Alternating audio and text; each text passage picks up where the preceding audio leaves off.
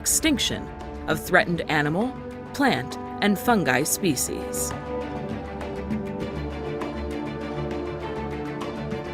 And in an historic first, they also committed to helping those species recover,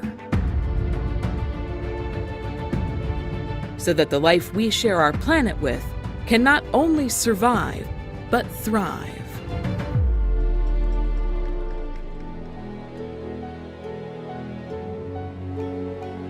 Making these goals a reality will take all of us working together.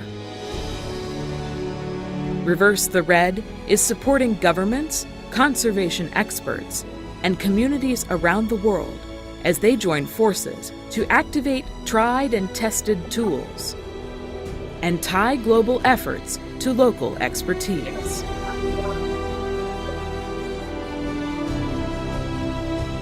All in a coordinated effort to assess, plan, and act for wildlife. Together, we can save species from extinction. Together, we can secure our planet's future. Together, we can reverse the red.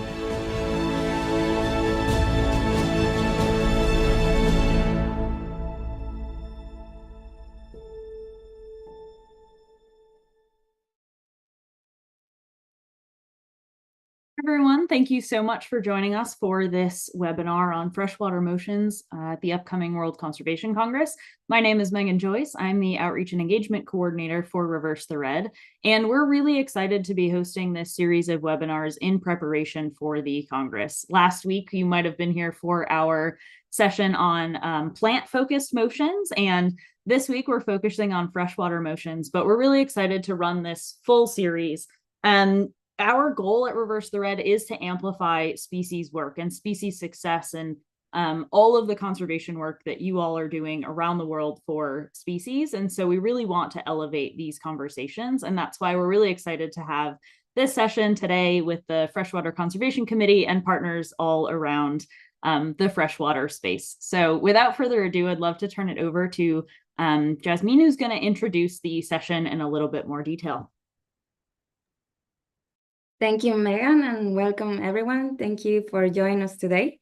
I'm honored to introduce this webinar that will explore the urgent decisions shaping the future of freshwater ecosystems and recognize how our collective efforts can cause a positive impact. Freshwater ecosystems and their services sustain human life, nourish wildlife, and regulate our climate, yet they are often under-prioritized. So that's why exactly IUCN Members Assembly put forward a comprehensive suite of freshwater-related motions that can reflect a clear and urgent message. We must act strategically and decisively and collaboratively. I'm going to share our presentation.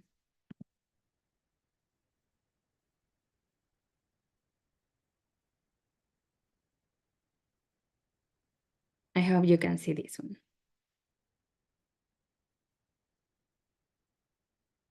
In preparation for the IUCN World Conservation Congress, we have joined Reverse the Red efforts with the Freshwater Conservation Committee and the Center for Species Survival to host this webinar to talk about freshwater-related motions. If you are part of a voting member organization, you are probably receiving information from IUCN on the voting process. Also today we have Katie Wayston from the Motion Working Group with us, so she will help us to answer any questions specific to that process. Thanks, Katie. And before I introduce the panelists, I want to share this exciting event. We have this upcoming event at the IUCN World Conservation Congress in Abu Dhabi.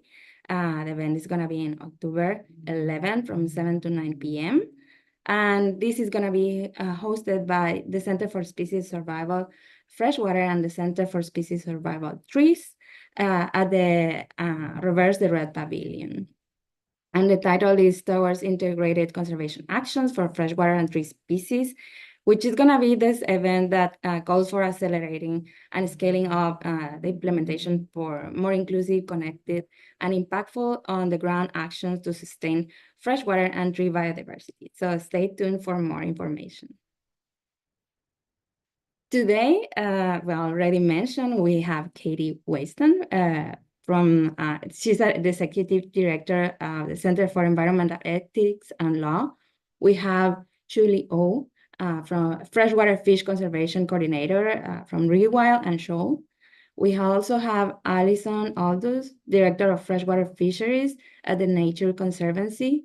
We have Fatima Contreras, Coordinator of Environmental Policy and Governance Project Management, the Peruvian Society of Environmental Law. We also have Florencia Morales from the Environmental Project Specialists Foundation Global Nature. We have Gail Carda, International Legal Counsel from Earth Law. We have Natalie Chabot, Senior Program Officer at WWF. We have Emma Hincliffe, Director at IUCN UK Peatland Program. We also have Pia Weber, Freshwater Officer at Chilean Patagonia Project, PEW. And we also have Michael Chase, Conservation Field Coordinator at the Center for Species Survival, New Mexico. So welcome, everyone. And yeah, now I'm going to pass it to Ian Harrison, who's going to be the moderator of the session. Ian is the co-chair of the IUCN SSC Freshwater Conservation Committee. Thanks, Ian. Thanks, Yasmin. Thanks. Yeah, so very briefly, what we're hoping that you're going to get from this webinar is an idea of the essence and the strategic significance of each freshwater motion. We'll have a quick 3-minute presentation of the motions that are listed below. There are 3 others which we weren't able to get speakers for. One on protection of glaciers and post-glacial ecosystems, one on an international framework for the preservation of watershed heads and the strengthening of their resilience in a changing climate, and one on sustainable one on where is it now? It's the sustainable management of freshwater resources in atolls. But I'll put a link in the chat to the web page, which lists all the different motions, so you can easily follow up and read about all the ones that are being presented here, as well as those others.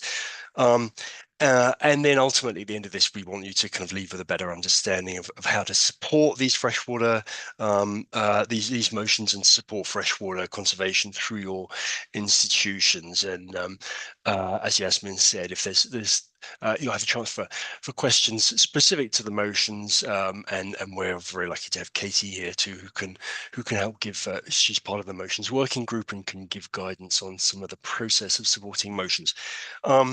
So with that, I will we can move into the first one now. I think someone else has to. I can't advance that. Here we are. So we'll kick off with Emma Hinchcliffe, who's the director for the IUCN UK peatland program, who will tell us about motion 3. So Emma. Great, thank you ever so much, Ian, and hopefully you can hear me okay. I'm delighted to kick off this session because, as many of you will know, peatlands sit at the interface between terrestrial and freshwater environments in most landscapes. So really great to be here today. Thank you for the invite.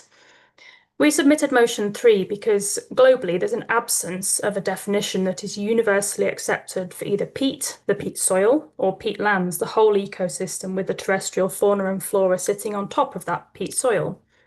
And while it might not be immediately clear why this is problematic, the lack of clear consensus on this issue may in fact be placing peatlands globally at a greater risk of degradation. If I could have the next slide, please. Thank you.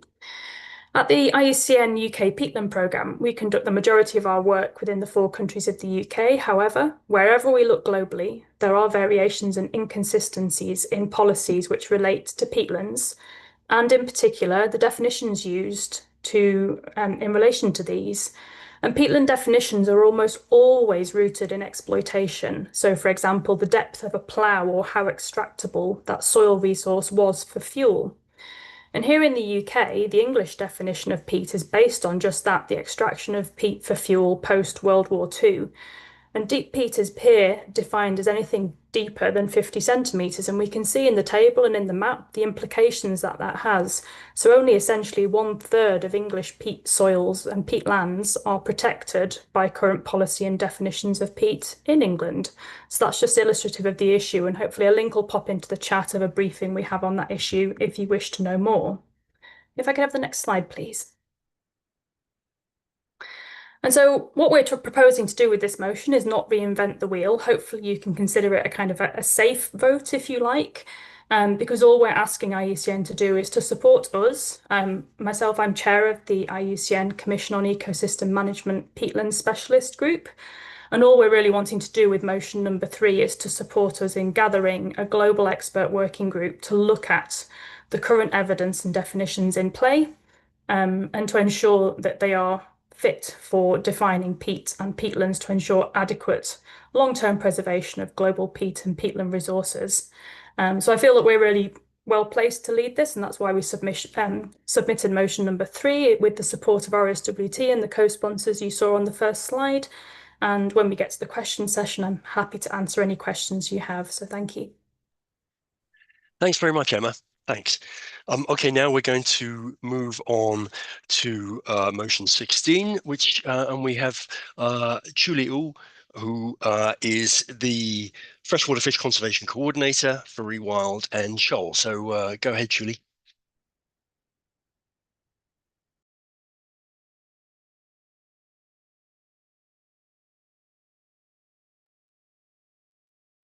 Oh, sorry, I didn't realize I was muted. Thank you, Ian. So this motions was set out to safeguard springs as it has been neglected, and this motions also outline the importance of springs. So why do we need to care?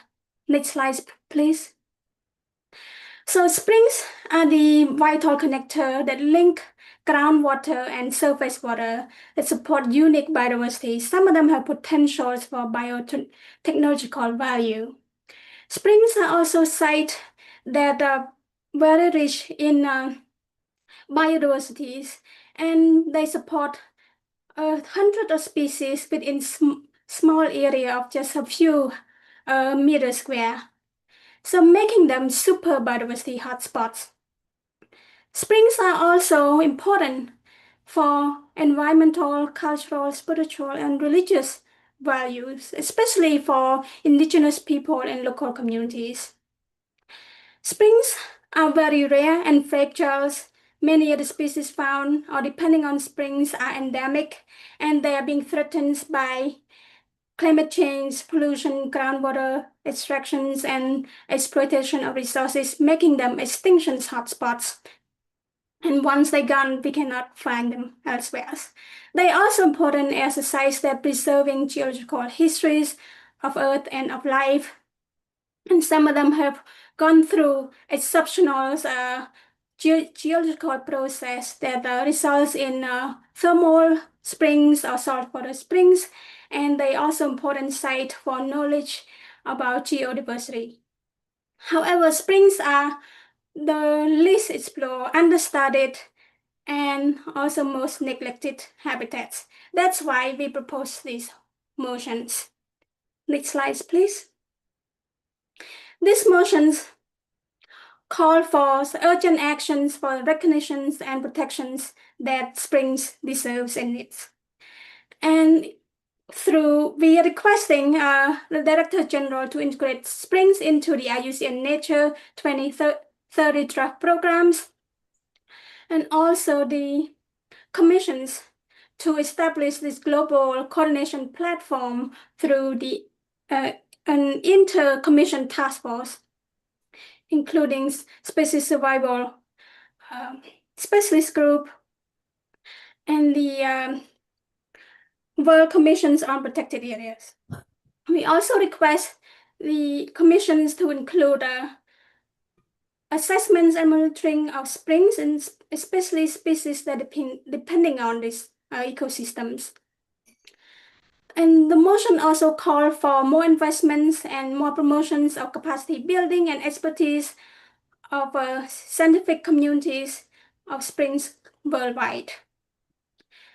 And also, the motions urge state members and government to include springs in their national policies, and wherever possible, designate springs for protected area or conserved areas, and especially springs that are important for spiritual and cultural value, consider them as a UNESCO World Heritage. Next slide, please. So I would like to thank all my co-sponsors and those who helped secure these co-sponsors. And I would like to invite you all to vote for the springs motions, motion 16. So spring will be protected to conserve biodiversity, geodiversity, and also help the community's well-being. And if you would like to involve more, there's a sessions at the Congress on October 9, room 6. Please find us there. Thank you. Thank you, Julie. Thank you. And just quickly before we move on, I'll just draw your attention to the fact that so Katie has been posting some links in the chat, including a link to a webinar tomorrow, outlining the motions working process, the motions voting process, and giving the dates and some further information. So just if you want to check the chat for that, then please do. And thanks very much, Katie, for all that information. Okay, so now moving on, I'm happy to introduce Pia Weber, who's the freshwater officer for the Chilean Patagonia project for Pew Charitable Trust. So, so go ahead, Pia. Thanks, Ian. Thank you for having me here. So this motion is called Advancing and Tracking Global River Conservation to Meet Biodiversity and Climate Goals. Next slide, please. Just a little bit of context, as it has been mentioned before, freshwater biodiversity is in steep decline, and the species that depend on rivers are most at risk. I don't know if you're seeing the next slide. Yeah, great, thank you. So population of aquatic megafauna have dropped by almost 90%, megafishes by more than 90%, and migratory fishes have also declined. And we can keep talking about this, but we don't have a lot of time, and I guess all of us are very aware of this. So why rivers do matter so much? There is a lot of evidence of all the benefits that protecting our river brings, but I just want to bring a few highlights because they provide a third of the world's population food resources. 40% of all fish protein comes from freshwater fishes, and rivers are the connectors. They link sea and with land, carrying nutrients, energy, and sustaining cultural and livelihoods. That's why adopting very specific river conservation strategy isn't just about biodiversity. It's also strengthen climate resilience, protect cultural values, and support people's way of life. This is the spirit of the motion we bring today. It aligns with the IUCN 20-year vision, with the Global Biodiversity Framework, the Paris Agreement, and many other global commitments. At its heart, the motion called for stronger recognition of river protection and action to close the global gap on river conservation. These mean better land use planning, safeguarding freshwater and free-flowing rivers, improving how we design and regulate infrastructure, and ensuring equitable governance across river basin. Next slide, please. What does this motion tries to do? This motion aims to augment the world database on protected areas and other affecting conservation measures and the Protected Planet reporting by including tracking coverage of protected and conserved rivers and streams consistent with the Global Biodiversity Framework monitoring framework and the recent CBD and IUCN guidelines. Next slide, please. The Global River Protection Coalition, the proponent and co-sponsor, will collaborate with other organizations to collect, curate, and map data on tracking dashboard. Esri, GIS software of mapping and spatial analysis, will provide technical advice on the creation of this dashboard where the global system will be visualized. Having the technology license in place enables IUCN to direct attention towards the opportunity this dashboard offers for knowledge sharing and decision making. Spatial analysis experts within the Global River Protection Coalition and among co-sponsors are positioned to develop the dashboard and contribute to other activities linked in this motion. There you can see the proponent, the co-sponsor, Earth Center, Worldwide River Fund of Nature, Synchronicity Earth, the Nature Conservancy, Life International Inc., Sociedad Peruana de Derecho Ambiental, and Quebec Labrador Foundation. Just want to close saying protecting rivers protect us all. I hope you will join us by carrying this motion downstream towards real change. Thanks very much, Pia. And now we are in the spirit of connectivity. Moving on to Natalie Chabot, who's the Senior Program Officer for WWF and is also the co-chair of the Freshwater Specialist Group for the World Commission on Protected Areas, and that specialist group has been very active in the development and promotion of this next motion. So go ahead, Natalie.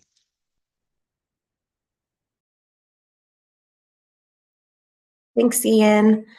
So I'll be presenting on Motion 20, implementing an aquascape approach to conservation and management of fresh and saline water ecosystems.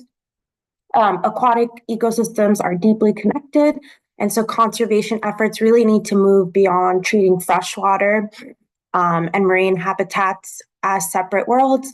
So this aquascapes approach presents an integrated approach where missing key species and undermining process we've already made.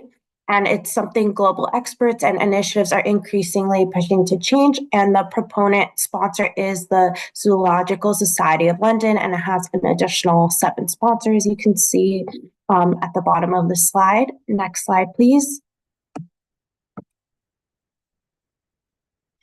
And the purpose of this motion starts from how the management of each of the realms are independently supported, often creating silos and lack of integration. Next slide, please.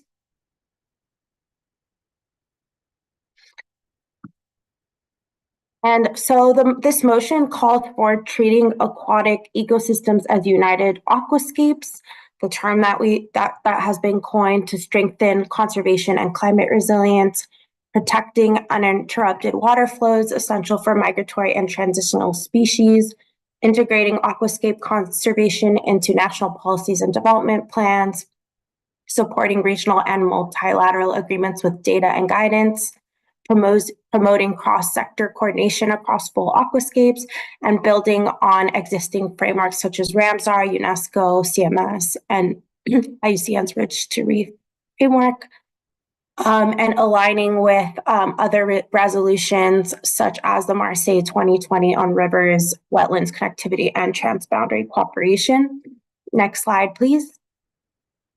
And some of the proposed actions are to establish an intercommission task force to guide this aquascape integration, expanding catchment maps to aquascapes with ecological, geological, and socioeconomic data, connecting KBA's key biodiversity areas and geodiversity sites across aquatic corridors, collecting an inventory of traditional knowledge and geological heritage, supporting regional dialogue and capacity building in arid and coastal ecosystems, and elevating Indigenous and local community stewardship in aquascape governance.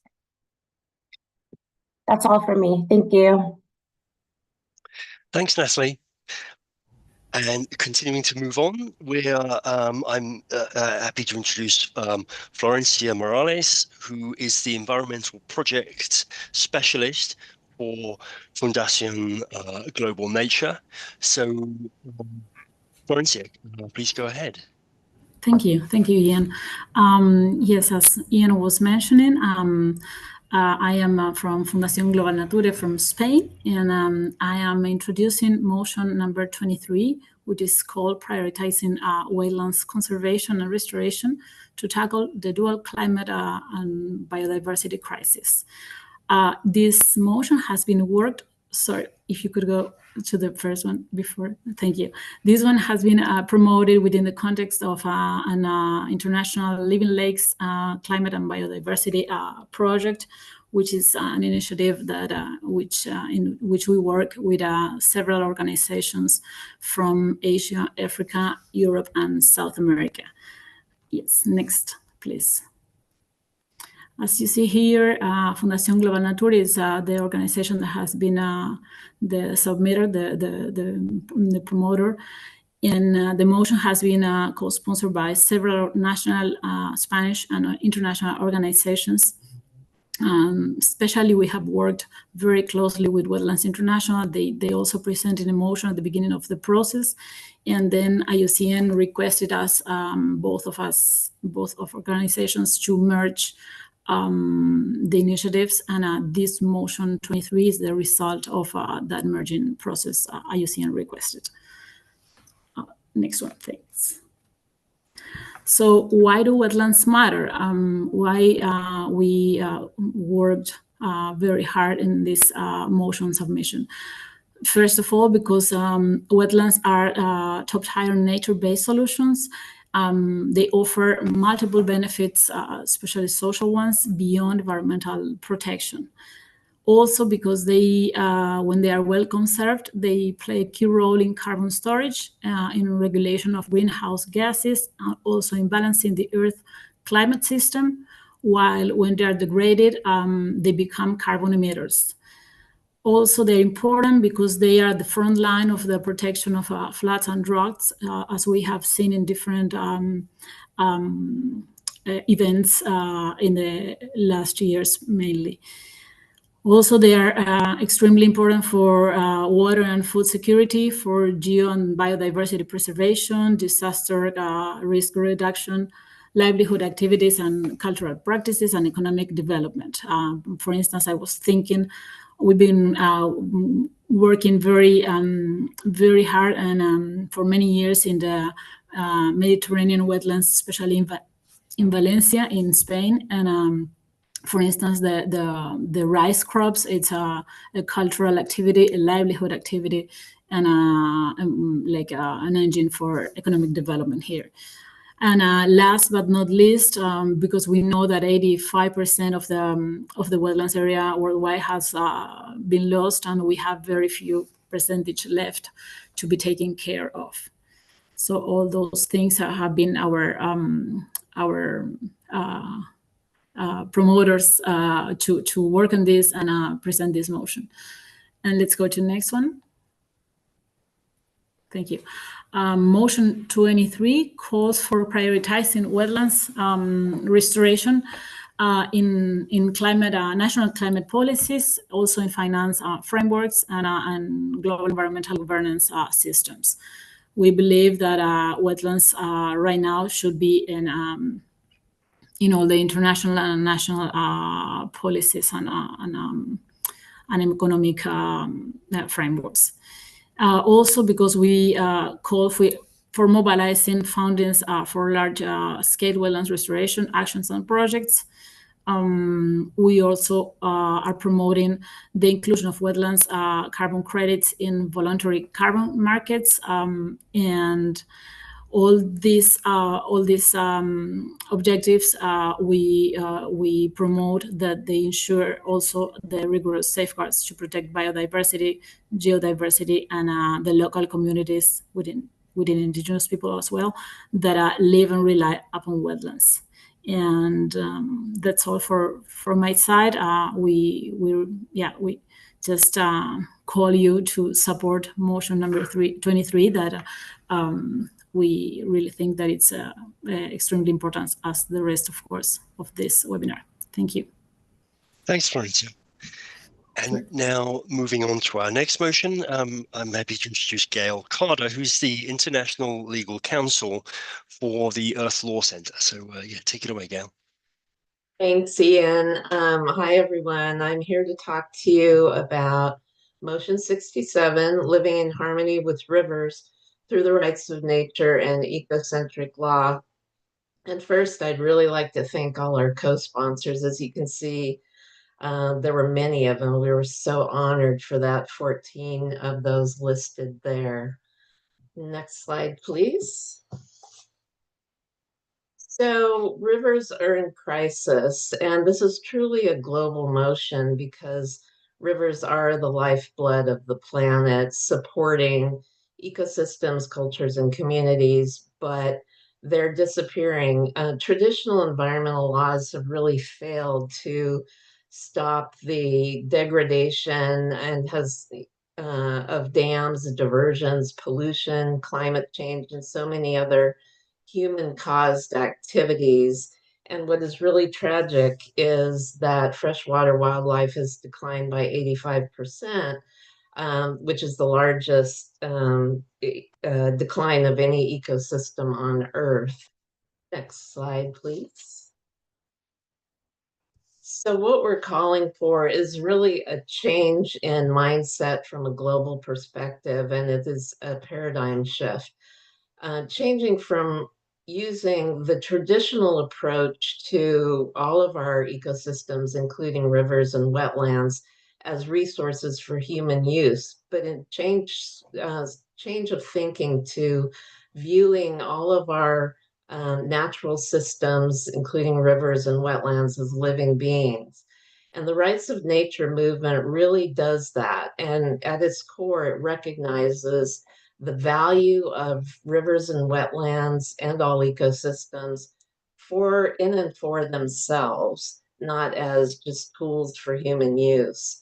And this is really based on indigenous worldviews and legal systems that have been leading the way for centuries. And we all need to look at that, learn from it, and empower the leadership that indigenous peoples have on this.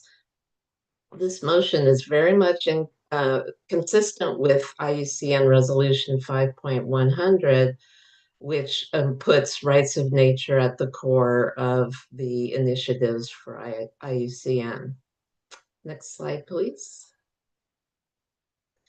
And so what does Motion 67 call for, and why should you vote for it? Essentially, what we're looking for is a holistic approach to protecting and restoring river and wetland ecosystems. As I was just mentioning, recognizing and truly empowering the Indigenous guardianship and leadership in this space. We should be thinking about that every time we look at governance for ecosystems like rivers and wetlands. We need to examine the rights of rivers and wetlands and other ecocentric approaches, of which there are many, including relationship-based frameworks, and then developing legal frameworks for freshwater ecosystems. Like I said, the rivers and wetlands are the lifeblood of the planet, and so they need protection and governance, but they need it with a different approach. And urging financial and legal support for governments and donors in order to support that work. Next slide, please. So to sum up, this motion is really about moving from the traditional harm approach to harmony, because that's what every form of life on the planet is dependent on. Rivers are our sacred relatives, not just a means for resource or water channel. Motion 67 is based on that. It invites us all to honor rivers and wetlands that sustain us, and using the legal tools and policy practice that are both in our possession now and are evolving to move us forward into a new approach. It's really interesting and important that the Congress will be in Abu Dhabi, which is a place where water is not only truly precious, but it is revered and sacred. So it's a great place to reflect on how important this is to all of us. And so we ask you to vote for motion 67, giving rivers and wetlands the rights and the respect they deserve. And thank you so much. Happy to answer any questions in the session. Thanks very much, Gail. And yes, just to note on that, this is an important one. It's going to the Congress for discussion. So for anyone who's going to the Congress, kind of a voting IUCN member, definitely important to be engaged in that process. And I'll just draw attention to the fact that Katie, thank you so much for continuing to post useful and important links to the voting process, including the link to an upcoming webinar on these motions that are actually that are going to the Congress for further discussion. Okay, so moving on, I'm happy to introduce Michael Chase, who is the Conservation Field Coordinator for the Center for Species Survival, New Mexico at the New Mexico Biopark Society, right? I think, yes. So Michael, please go ahead. Yes, thank you, Ian. Yeah, you got that acronym right. So I'm here to talk about Motion 112, scaling collaborative action for threatened freshwater fishes through ex situ conservation. And I'll drive people or encourage people to go review this article that came out in Nature in January of this year that describes how 25% of all freshwater fauna, including 26% of freshwater fish, are considered threatened with extinction on the IUCN Red List. And this comes after, in the last few years, the completion of the comprehensive global freshwater fish assessment process, which the IUCN considers 80% of all described species. And this motion, which was co-sponsored by several organizations, including those listed in addition to Species 360, Chester Zoo, St. Louis Zoological Park, and a few others, which thank you to everyone who helped draft the language on this. This motion really calls for two goals. And the first one is a goal that we're already working on with Shoal, Rewild, and a few other partners, and that is to create a global priority list of freshwater fish for ex situ conservation. So taking the role of zoos and aquariums and ex situ facilities beyond just holding ARC populations, but what species can we actually work with for, in addition to ARC populations, to facilitate conservation translocations? What species are vulnerable but could play an educational role in ex situ facilities? So that process is something that we're taking on with the Species Survival Commission's Conservation Planning Specialist Group. We're aiming to hold a workshop to initiate the development of that prioritization list in Q1 or Q2 of next year. And what this really is trying to do is drive the one plan approach. And that's how can we coordinate both in situ and ex situ actions. And then the other goal is to include the hobbyist community in ex situ conservation for freshwater fish. And one of the main reasons, as an example, is for gadiids or split fins, which are about 50 species native to Mexico, is without the hobbyist community, most of these species wouldn't be in an ex situ collection and would possibly be extinct. And the hobbyist community remains a untouched and kind of untapped resource for freshwater fish that can play a really big part in helping us to drive the continued conservation of these species beyond just what zoos and aquariums across the globe are able to accomplish. So if you have any questions, I'm happy to take them, but I would highly recommend and ask everyone to support Motion 112 during the EVO process. Thank you, Ian. Thanks, Michael.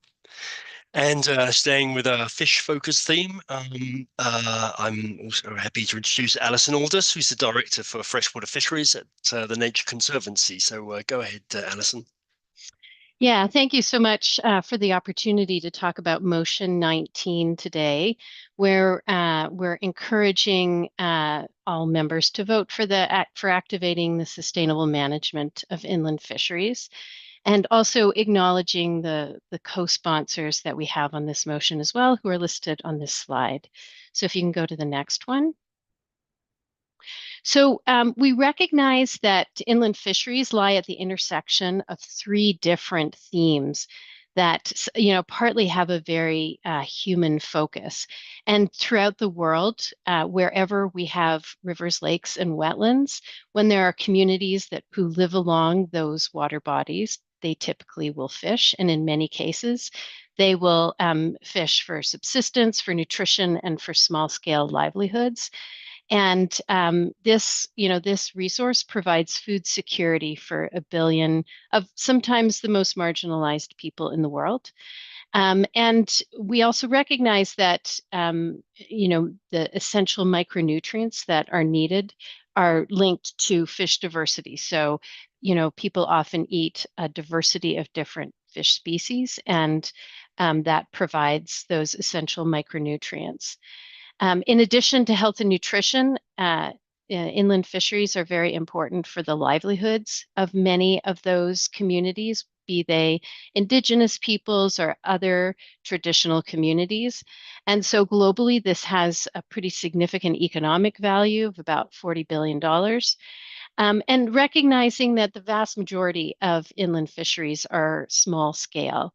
They are much less, of course, than marine fisheries, but given that fresh waters are only about 2% of the available water on the surface of the planet, inland fisheries account for about 12% of the global capture. So clearly, inland fisheries are really important for many people who live along water bodies. And as it turns out, many of those people are very good protectors and guardians of those fresh waters. And so working very closely with communities on managing freshwater fisheries is a really important pathway for the protection and conservation of freshwater fish, and also for the ecosystems that are critical, that are mentioned in many of the other motions today, critical for sustaining freshwater biodiversity. And so clearly, as previous speakers have mentioned about 50% of fish are freshwater species, and they only live in 2% of the world's water. But as I think Michael just mentioned, that 1/4 of freshwater fauna are threatened with extinction. So working closely with local communities, with indigenous peoples, is a really important pathway for protecting these critical species and ecosystems. You can go to the next slide.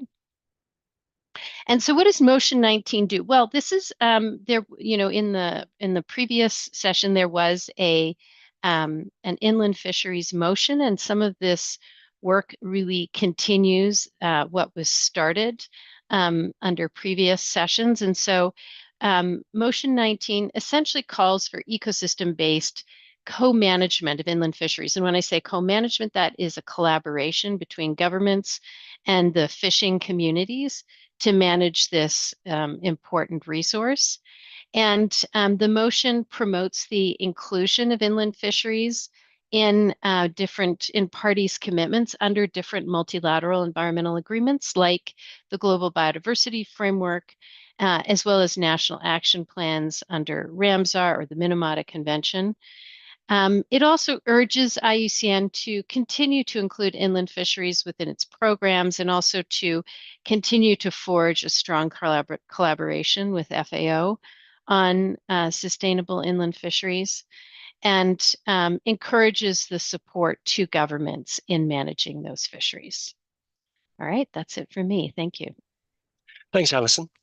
And so to wrap up our last motion being presented, it's going to be presented by Fatima Contreras, who is the Coordinator of Environmental Policy and Governance the Environmental Policy and Governance Project.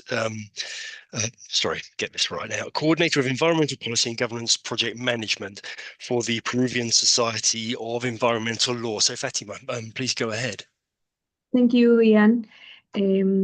Well, the motion 24, the declaration on the ordinary preservation of high mountain wetlands in Latin America and other regions of the world, was submitted by Sociedad Peruana de Derecho Ambiental and co-sponsored by Fundación Humedales, Fundación Ambiente y Recursos Naturales, el Centro Mexicano de Derecho Ambiental, Global Nature Foundation y la Reserva Paisajística Norte Auyos Cochas. Please, next slide.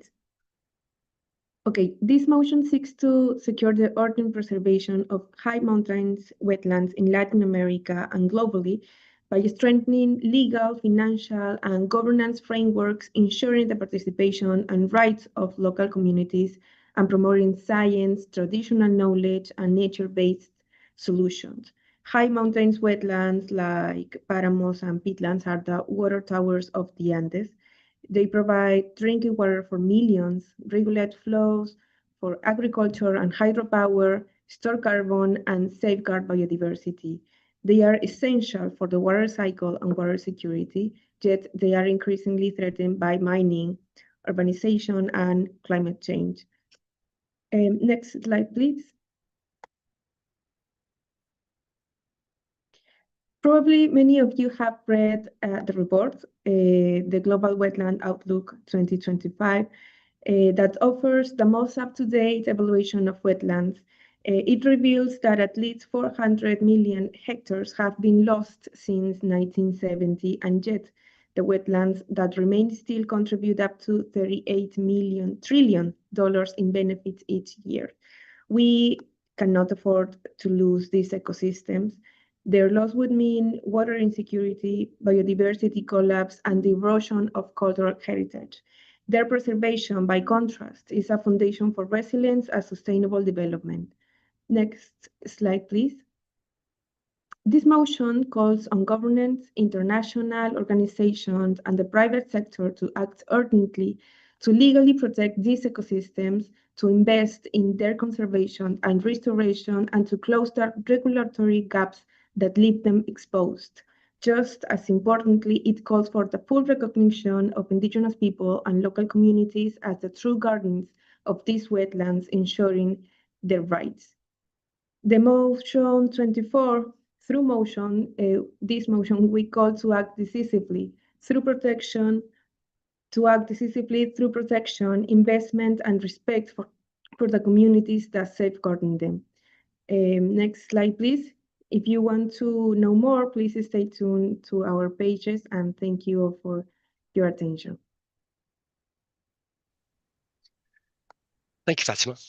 And thank you to everyone who has presented the Freshwater Motions today. I think it's important to recognise that it's a really diverse mix of motions. We've got motions that are talking about species, we're talking about ecosystems, we're talking about freshwater within landscapes, and the services that freshwaters provide, the cultural values of freshwaters. So we're really hitting a great deal of important topics here, and these motions are really our opportunity to guide IUCN in its work over the next 4 years. So they are really important, and so definitely, yeah, encourage you to go ahead and vote for them.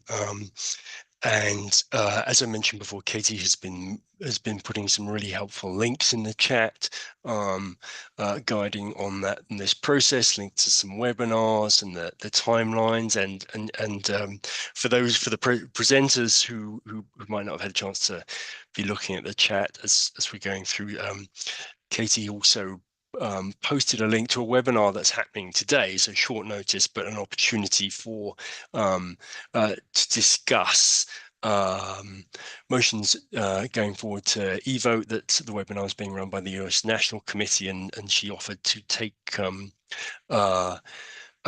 if people are interested in being included in that, to go ahead and contact her. And Katie, I'll kind of actually, well, is there anything else you want to add to that before I have a comment on one of the questions that came in? But just as far as process, I try to just do information heavy. So be sure to scroll through and register where you're able. But if you ever have any questions about anything, just WhatsApp me. That's the easiest sometimes. And then I put my email there as well, and I'll add it. So I'm just here for any questions at all on motions process, questions, how to advocate with other national committees, anything at all. Okay, I'm here for you. And I love all of these. I loved all the motions. So. Yeah, it's a great mix. Thank you so much. And I noticed that there was a question on the process of wetland restoration and the aquascape approach. And thank you, Florencia, for answering that. I would just add to that for the aquascape approach, that's something where it's actually that a lot of that work was, so the motion was kind of developed through collaboration between the Marine Conservation Committee of SSC, the Freshwater Conservation Committee, and the proponent Zoological Society of London.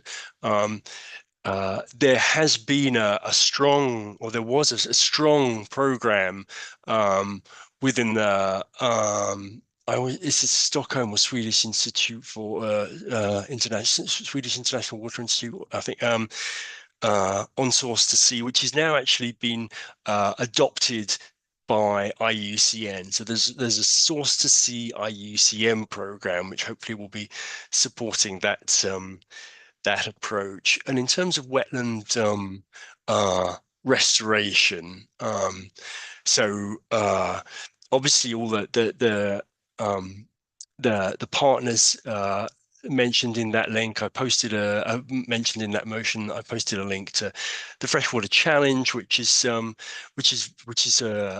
global initiative now, which has actually been heavily featured at World Water Week this year, and we've had a number of new countries signing on to it. I forget how many we now have because it's several. It's over 50.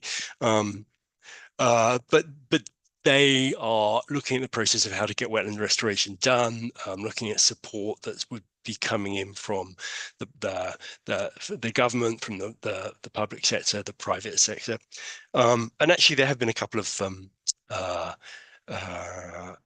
grant opportunities that were just recently announced.